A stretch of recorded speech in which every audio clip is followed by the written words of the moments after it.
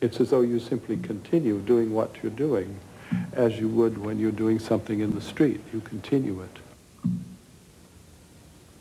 Sound come into its own. What does that mean? For one thing, it means that noises are as useful to new music as so-called musical tones, for the simple reason that they are sounds.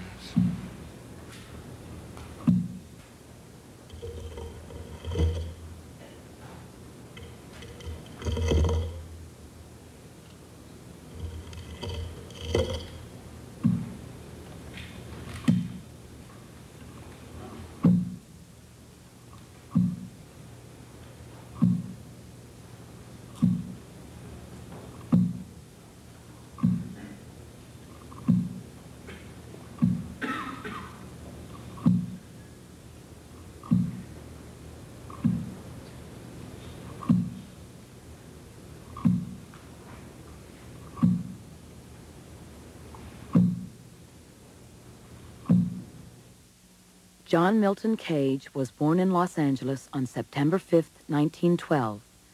His mother was a writer for a local newspaper. His father was a successful and imaginative inventor. I frequently say, and it's true, that my father was an inventor, and that if I have anything to give in my work, it derives from its having some discovery in it, or something with which we're not familiar. Cage studied music at an early age and attended Los Angeles High School. He dropped out of Pomona College after 2 years to travel and study in Europe. After another year in New York, Cage returned to California, took courses in music theory at UCLA, and began studying under the great composer Arnold Schoenberg. But he soon realized that he had little feeling for harmony, one of the basic elements of musical composition. Well, I guess I did have an aversion. I certainly had no feeling for harmony. And Schoenberg thought that would make it impossible for me to write music. But I'd already promised him to devote my life to music. So I simply said, well, then I'll beat. He said, what? I asked him why I wouldn't be able to write music, and he said, you'll come to a wall. You won't be able to get through. And so I said, I'll beat my head against that wall.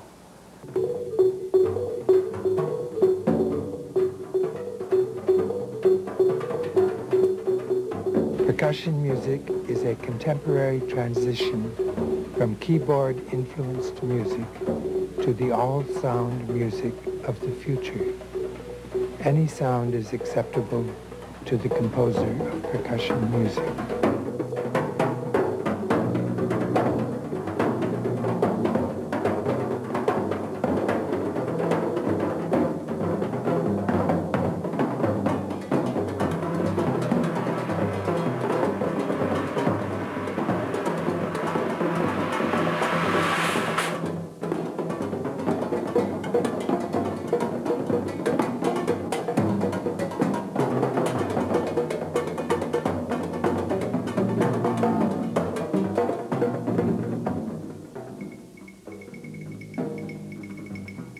Is a truck passing by music?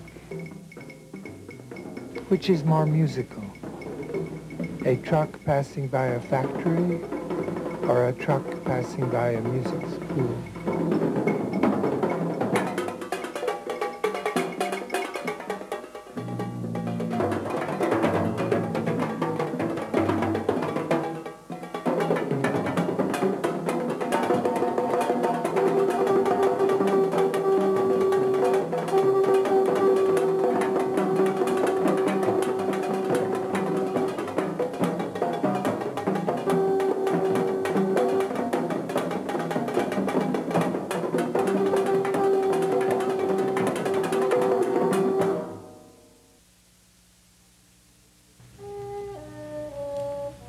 As an accomplished visual artist, Cage has extended his impact to this medium.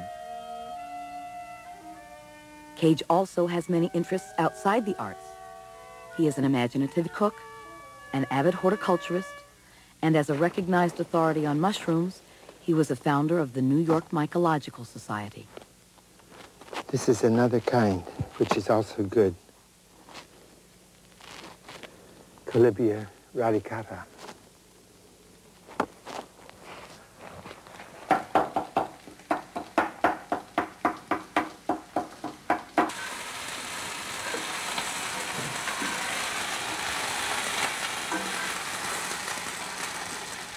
I sent John Macavity cookbook, and because I knew that he was a very, very incredible cook, actually.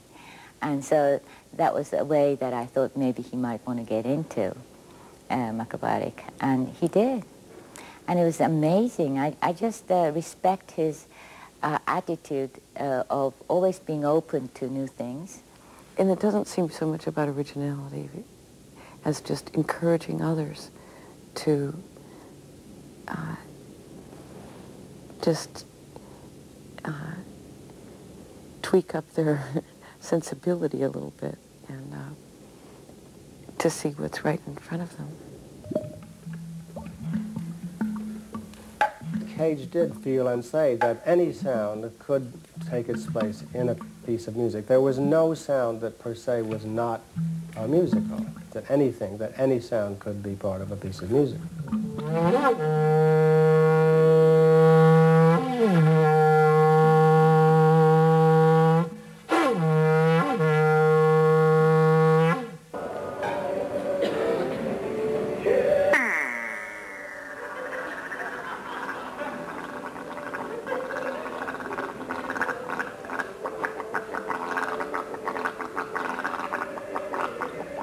Cage was asked at one time about that, did he mean to be funny? And he said, no, he didn't mean to be funny, but if something funny happened, that was acceptable to him. And he said, on the whole, I prefer laughter to tears. Yeah, I suppose that's what I like a lot about Cage, is he's pretty funny. Makes me laugh. I trust that. I trust laughter more than most things. He recognized very early that the danger in this sort of thing he was doing was being foolish. He said, I want to be free without being foolish. I think what you have to remember is that in everything that Cage does, there is a structure. The Cage is very conscious of the need for structure in any a work of art.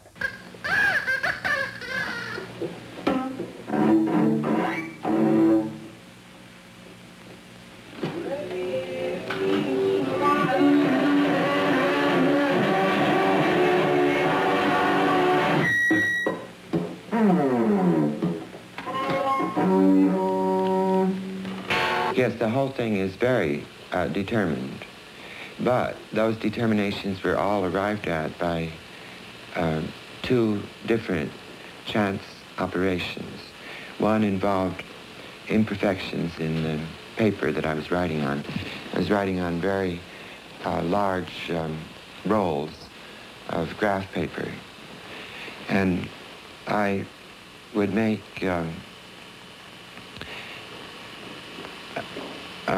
tosses of 3 coins 6 times, getting numbers from 1 to 64. Then I made multiples of 64 because I was writing a virtuoso piece. And then within a given structural area on this graph paper, which had also been determined by chance operations, I observed and intensified the number of imperfections in the paper that I had received through the chance operations. I got involved in that in the middle and late 40s, and it took the place of psychoanalysis, because I was in not only in a troubled state personally, but I was concerned about why one would write music at this time in this society. And then it became clear that the function of art is not to communicate one's personal ideas or feelings, but rather to imitate nature in her manner of operation. In the mushrooms, it's absolutely necessary, you see, if you're going to eat them as I do, not to eat one which is deadly. Whereas I take the attitude in music that no sounds are deadly. It's like the Zen statement, every day is a beautiful day. Everything is pleasing, providing you haven't got the notion of pleasing and displeasing in you. It's actually very difficult to get free of one's notions of ardor and one's tastes.